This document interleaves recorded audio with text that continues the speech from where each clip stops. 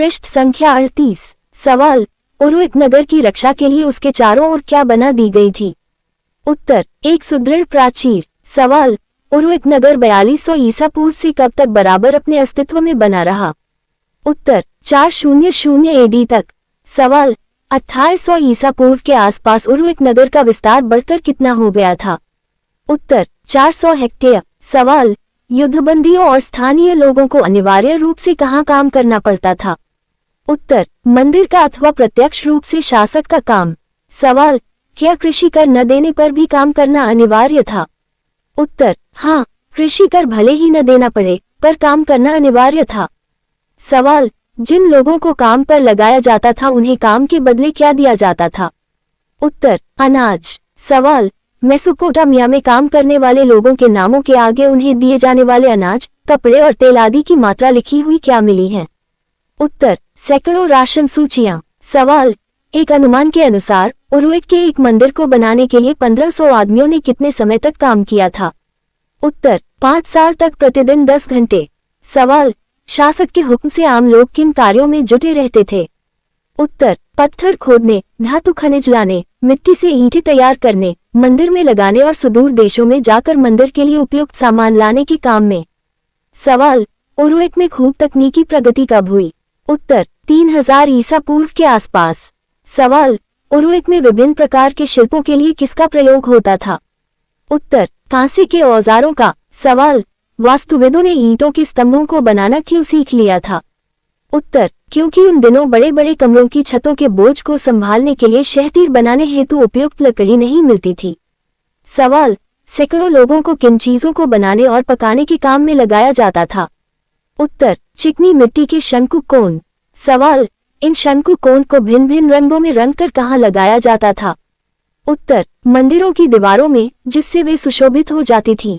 सवाल, मेसोपोटामिया में मूर्तिकला के क्षेत्र में किस प्रकार की सफलता प्राप्त की गई थी? उत्तर, उच्च कोटि की सफलता। सवाल, मूर्तिकला के सुंदर नमूने किस सामग्री की अपेक्षा अधिक आसानी से उपलब्ध होने वाली सामग्री से तैयार किए जाते थे? उत्तर, आयातित पत्थरों की अपेक्षा चिकनी मिट्टी से। सवाल, शहरी अर्थव्यवस्था के लिए प्रौद्योगिकी के क्षेत्र में कौन सा एक युगांतकारी परिवर्तन आया? उत्तर, कुम्हार के चाक का निर्माण। सवाल, कुम्हार के चाक का आगे चलकर क्या लाभ हुआ? उत्तर, कुम्हार की कार्यशाला में एक साथ बड़े पैमाने पर दर्जनों एक जैसे बर्तन आसानी से बनाए जाने लगे। सवाल, काले पत्थर पर उत्कीर्णित शिलापट स्टेल पर दाढ़ी वाले व्यक्ति का चित्र कैसा दिया गया है? उत्तर, उसका दोहरा चित्र दिया गया है। सवाल, शिलापट स्टेल पर व्यक्ति के पहनावे और केश शैली का विवरण क्या है? उत्तर, उसके बालों और सिर पर बंधी हुई पट्टी, कमर पट्टी और लंबे अंगरखे के निचले हिस्से स्कर्ट को दिखाया गया है। सवाल, शिलापट के नीचे के दृश्य में शेर पर किससे आक्रमण करते हुए दिखाया गया है?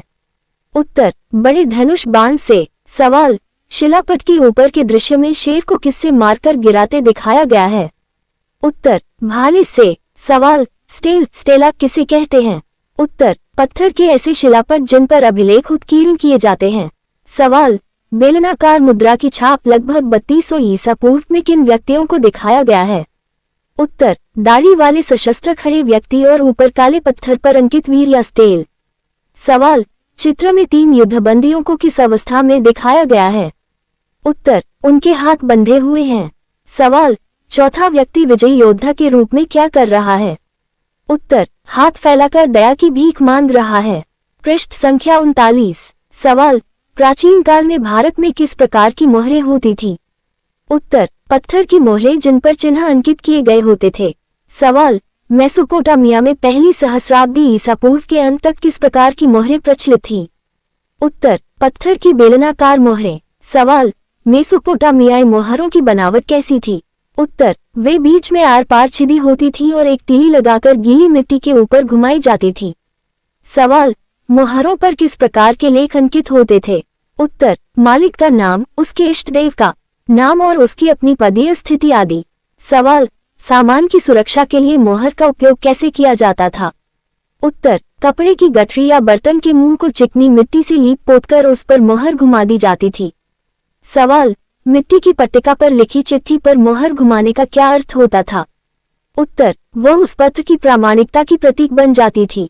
सवाल, मेसोपोटामिया के नगरों की सामाजिक व्यवस्था में किस वर्ग का प्रादुर्भाव हो चुका था? उत्तर, एक उच्च या संभ्रांत वर्ग का।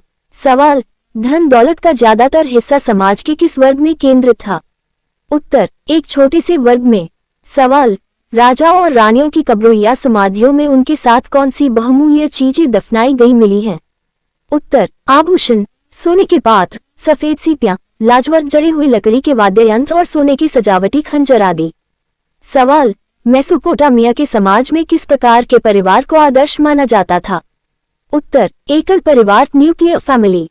सवाल, एकल परिवार में कौन कौन शामिल होते हैं? उत्तर, एक पुरुष, उसकी पत्नी और बच्चे। सवाल, मेसोपोटामिया में शादीशुदा बेटा और उसका परिवार अक्सर कहाँ रहते थे? उत्तर, अपने माता पिता के साथ ही। सवाल, परिवार का मुखिया कौन होता था? उत्तर, पिता। सवाल, विवाह की प्रक्रिया में सबसे पहले क्या किया जाता था? उत्तर, विवाह करने की इच्छा की घोषणा की जाती थी। सवाल, विवाह के लिए सहमति कौन देते थे? उत्तर, वधू के माता पिता। सवाल, विवाह की रस्म के दौरान वर पक्ष के लोग वधू को क्या देते थे? उत्तर, कुछ उपहार।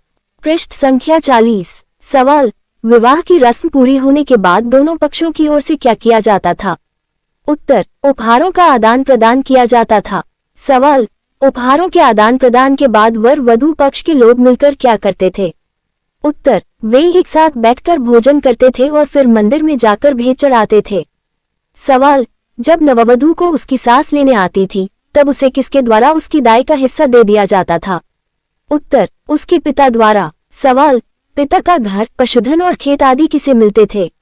उत्तर, उसके पुत्रों को। सवाल, मेसोपोटामिया के किस नगर के साधारण घरों की खुदाई 1930 के दशक में व्यवस्थित ढंग से की गई थी? उत्तर, उर नगर। सवाल, उर नगर की गलियों की क्या विशेषता थी? उत्तर, उसमें टेढ़ी मेढ़ी व संकरी गलियां पाई गई थी। सवाल, संकरी गलियों से क्या निष्कर्ष निकलता है? उत्तर, कि पहिए वाली गाड़ियां वहां के अनेक घरों तक नहीं पहुंच सकती थी। सवाल, अनाज के बोरे और ईंधन के गट्ठे संभवतः घरों तक किस पर लाद कर लाए जाते थे? उत्तर, गधे पर। सवाल, उर नगर में पतली व घुमावदार गलियों तथा घरों के भूखंडों के एक जैसा आकार न होने से किस पद्धति के अभाव का पता चलता है? उत्तर, नगर नियोजन की पद्धति का। सवाल, उर नगर में जल निकासी के लिए नालियां कहाँ पाई गई हैं? उत्तर, जल निकासी की नालियां और मिट्टी की नलिकाएं उर नगर के घरों के भीतरी आंगन में पाई गई हैं। सवाल, घरों की छतों का ढलान किस ओर होता था? उत्तर, भीतर की ओर। सवाल, छतों का ढलान भीतर की ओर क्यों रखा जाता था? उत्तर, ताकि वर्षा का पानी निकास नालियों के माध्यम से भीतरी आंगनों में बने हुए हौजों सम्प में ले जाया जा सके। सवाल, हौज सम्प क्या होता है? उत्तर, हौज जमीन में एक ऐसा ढका हुआ गड्ढा होता है जिसमें पानी और मर जाता है। सवाल, वर्षा के पानी को हौज में ले जाने का संभावित कारण क्या था? उत्तर, ताकि एक साथ तेज वर्षा आने पर घर के बाहर की कच्ची गलियां बुरी तरह कीचड़ से न भर जाएं। सवाल, लोग अपने घर का सारा कूड़ा कचरा बुहार कर कहाँ डाल देते थे? उत्तर, गलियों में। सवाल, गलियों में कूड़ा डालने के कारण कुछ समय बाद घरों की देहलियों को भी ऊंचा क्यों उठाना पड़ता था? उत्तर, ताकि वर्षा के बाद कीचड़ बहकर घरों के भीतर न आ सके। सवाल, कमरों के अंदर रोशनी कहाँ से आती थी? उत्तर, दरवाजों से होकर आती थी जो आंगन में खुला करते थे, खिड़कियों से नहीं। सवाल, रोशनी के लिए दरवाजों पर निर्भर रहने से परिवारों को क्या लाभ मिलता था? उत्तर, इससे परिवारों में गोपनीयता, प्राइवेसी भी बनी रहती थी। सवाल, घरों के बारे में किस तरह के अंधविश्वास प्रचलित थे? उत्तर, शकुन अपशकुन संबंधी बातें पट्टिकाओं पर लिखी मिली हैं। सवाल, घर की देहली के बारे में क्या अंधविश्वास था? उत्तर, घर की देहली ऊंची उठी हुई हो तो वह धन दौलत लाती है। सवाल, सामने के दरवाजे के बारे में क्या अंधविश्वास था? उत्तर, सामने का दरवाजा अगर किसी दूसरे के घर की ओर न खुले तो वह सौभाग्य प्रदान करता है। सवाल, अगर घर का लकड़ी का मुख्य दरवाजा बाहर की ओर खुले तो उसका क्या परिणाम माना जाता था? उत्तर, वह पत्नी अपने पति के लिए यंत्रणा का कारण बनेगी। सवाल, उर नगर में नगरवासियों के लिए क्या व्यवस्था थी? उत्तर, एक कब्रिस्तान था। सवाल, कब्रिस्तान में किनकी समाधियां पाई गई हैं? उत्तर, शासकों तथा जनसाधारण की। सवाल, कुछ लोग कहाँ दफनाए हुए पाए गए थे? उत्तर, साधारण घरों के फर्शों के नीचे। सवाल, चित्र 2000 ईसा पूर्व के और नगर के एक रिहायशी इलाके में क्या खोजने के लिए कहा गया है? उत्तर, टेढ़ी मेढ़ी गलियों के अलावा 2 या 3 बंद गलियां। पृष्ठ संख्या 41। सवाल, 2000 ईसा पूर्व के बाद कौन सा नगर शाही राजधानी के रूप में खूब फला फूला? उत्तर, मारी नगर। सवाल, मारी नगर भौगोलिक रूप से कहाँ स्थित था? उत्तर, फरात नदी की ऊर्ध्वधारा पर दक्षिण के उस मैदानी भाग में नहीं जहाँ खेती की पैदावार भरपूर होती थी। सवाल, मारी राज्य में कौन से 2 तरह के लोग रहते थे? उत्तर, किसान और पशुचारक। सवाल, पशुचारक अपनी पनीर, चमड़ा और मांस आदि के बदले क्या प्राप्त करते थे? उत्तर, अनाज, धातु के औजार आदि। सवाल, पशुओं के गोबर से बनी खाद किनके लिए बहुत उपयोगी होती थी? उत्तर, किसानों के लिए। सवाल, किसानों और गरियों के बीच झगड़े क्यों हो जाते थे? उत्तर, गरिया कई बार अपनी भेड़ बकरियों को पानी पिलाने के लिए बोए हुए खेतों से गुजार कर ले जाते थे जिससे किसान की फसल को नुकसान पहुंचता था। सवाल, खानाबदोश गरिए कई बार किसानों के साथ क्या करते थे? उत्तर, उनके गांवों पर हमला बोलकर उनका इकट्ठा किया माल लूट लेते थे। सवाल, बस्तियों में रहने वाले लोग इन पशुचारकों का रास्ता क्यों रोक देते थे? उत्तर, उन्हें अपने पशुओं को नदी नहर तक न ले जाने देने के लिए। सवाल, मेसोपोटामिया के इतिहास में खानाबदोश समुदायों के झुंड कहाँ से आते रहते थे? उत्तर, पश्चिमी मरुस्थल से उपजाऊ मुख्य भूमि प्रदेश में। सवाल, ये गरे उपजाऊ क्षेत्र में किस रूप में आते थे? उत्तर, फसल काटने वाले मजदूरों अथवा भाड़े के सैनिकों के रूप में। सवाल, मेसोपोटामिया में किन खानाबदोश जातियों के लोग आए थे? उत्तर, अक्कादी, एमोराइट, असीरियाई और आर्मेनियन जाति के। सवाल, एमोराइट समुदाय के राजाओं ने मेसोपोटामिया के देवी देवताओं के अलावा मारी नगर में किसका मंदिर बनवाया? उत्तर, स्टेपी क्षेत्र के देवता डैगन के लिए। सवाल, मेसोपोटामिया का समाज और संस्कृति किनके लिए खुली थी? उत्तर, विभिन्न समुदायों और संस्कृतियों के लिए। सवाल, वहां की सभ्यता में जीवन शक्ति किससे उत्पन्न हुई थी? उत्तर, विभिन्न जातियों तथा समुदायों के लोगों के परस्पर मिश्रण से। सवाल, पृष्ठ 41 पर दिए गए चित्र में योद्धा ने हाथों में क्या पकड़ा हुआ है? उत्तर, एक लंबा भाला और एक खपच्ची की ढाल। सवाल, ये योद्धा किस समुदाय से संबंधित है? उत्तर, एमोराइट समुदाय। सवाल, ये चित्र किस पर उकेरा गया था और ये लगभग कितना पुराना है? उत्तर, एक सीपी पर उकेरा गया था, लगभग 2600 ईसा पूर्व का। पृष्ठ संख्या 45। सवाल, लेखन कार्य के लिए किसकी आवश्यकता होती थी? उत्तर, बड़ी कुशलता की। सवाल, लेखन के काम को क्या माना जाता था? उत्तर, अत्यंत महत्वपूर्ण। सवाल, किसी भाषा विशेष की ध्वनियों को एक दृश्य रूप में प्रस्तुत करना क्या माना जाता था? उत्तर, एक महान बौद्धिक उपलब्धि। सवाल, मेसोपोटामिया के कितने लोग पढ़ लिख सकते थे? उत्तर, बहुत कम। सवाल, मेसोपोटामिया में प्रतीकों या चिन्हों की संख्या कितनी थी? उत्तर, सैकड़ों में। सवाल, मेसोपोटामिया की लिखावट किसे दर्शाती थी? उत्तर, बोलने के तरीके को। सवाल, राजा को लिखा गया पत्र उसे किसके द्वारा पढ़कर सुनाया जाता था? उत्तर, एक अधिकारी द्वारा। सवाल, अधिकारी द्वारा पत्र की शुरुआत किस प्रकार की जाती थी? उत्तर, मेरे अमुक मालिक को। उनका अमुक सेवक निवेदन करता है, मुझे सौंपे गए काम को मैंने पूरा कर दिया है। सवाल, एक लंबे पौराणिक काव्य के अंत में बुद्धिमान और विद्वान लोगों से क्या करने को कहा गया है? उत्तर, उन काव्य पंक्तियों पर चर्चा करने के लिए। सवाल, काव्य के अनुसार पिता को अपने पुत्रों के लिए क्या करना चाहिए? उत्तर, पंक्तियों को बार बार दोहराना चाहिए। सवाल, काव्य के अंत में किनके कान पंक्तियों को सुनने के लिए सदा खुले रहने की बात कही गई है? उत्तर, ग्वालों के। सवाल, शहरी जीवन, व्यापार और लेखन कला के बीच के संबंधों को किस महाकाव्य में स्पष्ट किया गया है? उत्तर, उरुएक के एक प्राचीन शासक एनमिरकर के बारे में लिखे गए सुमरियन महाकाव्य में। सवाल, मेसोपोटामिया की परंपरागत कथाओं के अनुसार उरुएक को अक्सर केवल क्या कहकर पुकारा जाता था? उत्तर, शहर। सवाल, सुमेर के व्यापार की पहली घटना को किसके साथ जोड़ा जाता है? उत्तर, एनमिरकर के साथ। सवाल, एनमिरकर अपने शहर के एक सुंदर मंदिर को सजाने के लिए क्या मंगाना चाहता था? उत्तर, लाजवर्द और अन्य बहुमूल्य रत्न तथा धातुएं। सवाल, एनमिरकर ने अपना दूत किस देश के शासक के पास भेजा? उत्तर, अरक्ता नाम के एक सुदूर देश के शासक के पास। सवाल, दूत ने राजा के आदेश का पालन करते हुए किनकी रोशनी में और किनके बताए मार्ग पर आगे बढ़ा? उत्तर, चांद तारों की रोशनी में और दिन में सूरज के बताए मार्ग पर। सवाल, दूत ने रास्ते में क्या पार किया? उत्तर, ऊंचे ऊंचे पहाड़ों को। सवाल, पहाड़ की तलहटी में रहने वाले सुशात नगर के लोगों ने दूत को किस तरह नमस्कार किया? उत्तर, छोटे चूहों की तरह। सवाल, दूत ने कुल कितनी पर्वतमालाएं पार की? उत्तर, उसने 5, फिर 6 और फिर 7 पर्वतमालाएं पार की। सवाल, क्या दूत अर्ता के मुखिया से लाजवर्द या चांदी प्राप्त कर पाया? उत्तर, नहीं, उसे बार बार खाली हाथ ही लौटना पड़ा। सवाल, अंत में जब दूत चकरा गया और अपनी बात सही तरह से व्यक्त नहीं कर पाया, तब राजा अनमरकर ने क्या किया? उत्तर, राजा अनमरकर ने अपने हाथ से चिकनी मिट्टी की पट्टिका बनाई और उस पर शब्द लिख दिए। सवाल, क्या उन दिनों मिट्टी पर शब्द लिखने का रिवाज था? उत्तर, नहीं। सवाल, कवि के कहने का क्या तात्पर्य था कि जब दूत एक बार ऊंचे पहाड़ पर चढ़ गया तो नीचे घाटी की सभी चीजें उसे कैसी लगी? उत्तर, बहुत छोटी। सवाल, मेसोपोटामिया वासी शहरी जीवन को महत्व क्यों देते थे?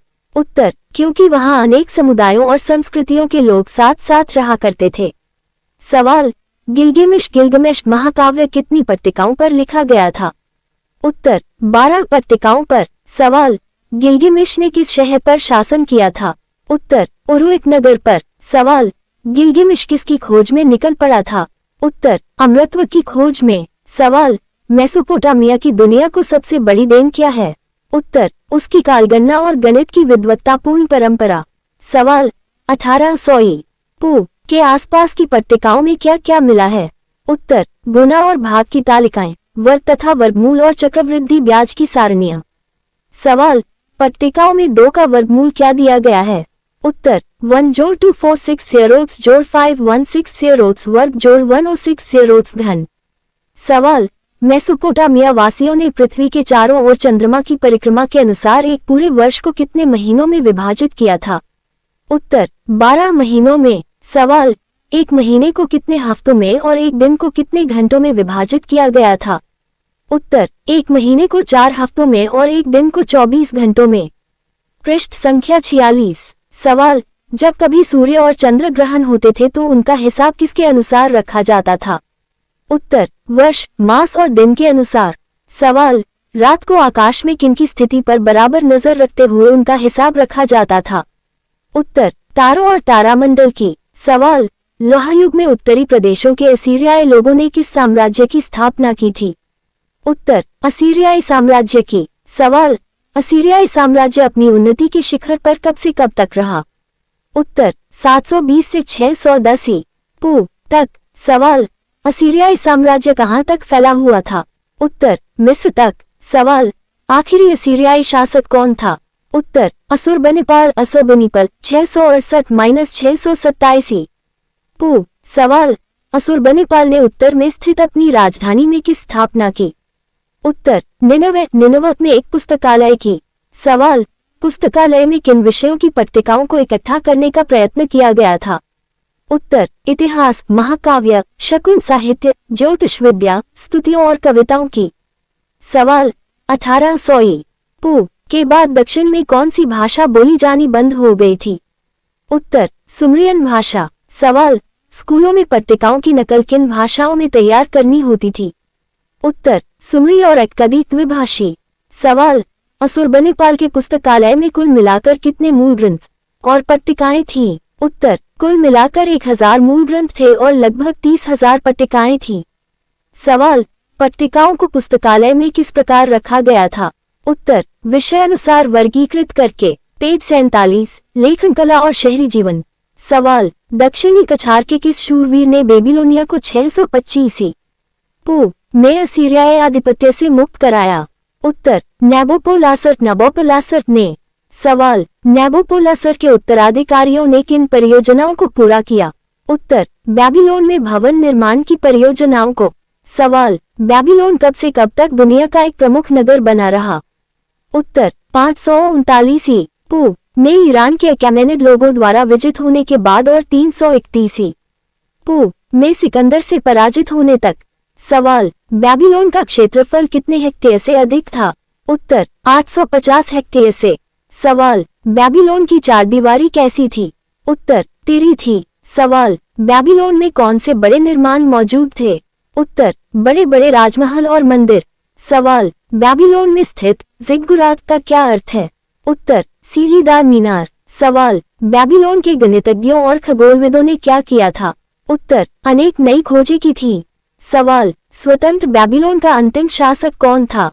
उत्तर, नबोनिड्स। सवाल, नबोनिड्स के अनुसार उसे सपने में किसने दर्शन दिए थे? उत्तर, उर के नगर देवता ने। सवाल, उर के नगर देवता ने नबोनिड्स को क्या आदेश दिया था? उत्तर, सुदूर दक्षिण के उस पुरातन नगर का कार्यभार संभालने के लिए एक महिला पुरोहित प्रीस्टेस को नियुक्त करने का। सवाल, नबोनिड्स ने उच्च महिला पुरोहित के बारे में क्या लिखा? उत्तर, चूंकि बहुत लंबे समय से उच्च महिला पुरोहित का प्रतिष्ठान भुला दिया गया था, उसके विशिष्ट लक्षणों को कहीं नहीं बताया गया है। सवाल, नबोनिड्स को किस पुराने राजा का पट्टलेख स्टेल मिला?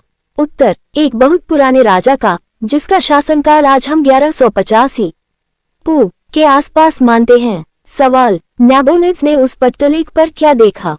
उत्तर, महिला पुरोहित की आकृति अंकित देखी। सवाल, नबोनिड्स ने अपनी पुत्री को किस रूप में प्रतिष्ठित किया?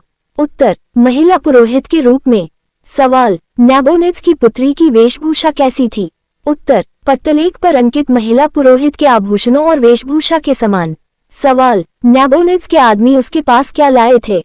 उत्तर, एक टूटी हुई मूर्ति। सवाल, नबोनिड्स के पास लाई गई टूटी हुई मूर्ति पर किसका नाम खुदा था? उत्तर, अक्काद के राजा सारगोन का। सवाल, राजा सारगोन ने किस समय के आसपास शासन किया था? उत्तर, 2370 पू के आसपास। सवाल, नबोनिड्स ने टूटी हुई मूर्ति के बारे में क्या महसूस किया? उत्तर, कि उसे उस मूर्ति की मरम्मत करानी चाहिए। सवाल, नबोनिड्स ने मूर्ति का खंडित सिर बदलवाने के लिए किन्हें बुलाया? उत्तर, कुशल शिल्पियों को। सवाल, नबोनिड्स ने शिल्पियों को बुलाने का क्या कारण बताया? उत्तर, देवताओं के प्रति भक्ति और राजा के प्रति अपनी निष्ठा के कारण। सवाल, क्रियाकलाप 4 में क्या पूछा गया है? उत्तर, आप ऐसा क्यों सोचते हैं कि असुरबनिपाल और नबोनिड्स ने मेसोपोटामिया की प्राचीन परंपराओं की कद्र की? पेज 48, काल रेखा। सवाल, उत्तरी मेसोपोटामिया के मैदानों में खेती की शुरुआत कब हुई?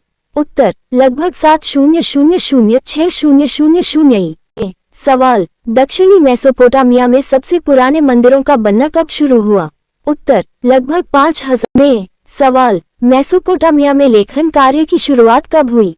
उत्तर, लगभग 3200 सवाल, उरुएक का एक विशाल नगर के रूप में विकास और कांसे के औजारों में बढ़ोतरी कब हुई? उत्तर, लगभग 3000 सवाल, आरंभिक राजाओं का शासनकाल, जिनमें गिल्गमेश जैसे पौराणिक राजा शामिल हैं, कब का है? उत्तर, लगभग 2700-2500 पू। कीलाकार लिपि का विकास कब हुआ? उत्तर, लगभग 2600 सवाल, सुमरियन के स्थान पर अक्कादी भाषा का प्रयोग कब हुआ? उत्तर, लगभग 2400 में। सवाल, अक्काद सम्राट सारगोन का समय क्या है? उत्तर, 2370 कीलाकार लिपि का प्रसार सीरिया, तुर्की और मिस्र तक कब हुआ? उत्तर, लगभग 2000 सवाल, मारी और बेबीलोन का उद्भव महत्वपूर्ण शहरी केंद्रों के रूप में कब हुआ? उत्तर, लगभग 2000 सवाल, गणितीय मूलपाठों की रचना कब हुई? उत्तर, लगभग 1800 में। सवाल, सुमरियन भाषा कब बोलचाल की भाषा नहीं रही? उत्तर, लगभग 1800 के आसपास। सवाल, असीरियाई राज्य की स्थापना कब हुई? उत्तर, लगभग 1100 में। सवाल, लोहे का प्रयोग कब शुरू हुआ? उत्तर, लगभग 1000 सवाल, असीरियाई साम्राज्य का समय क्या है?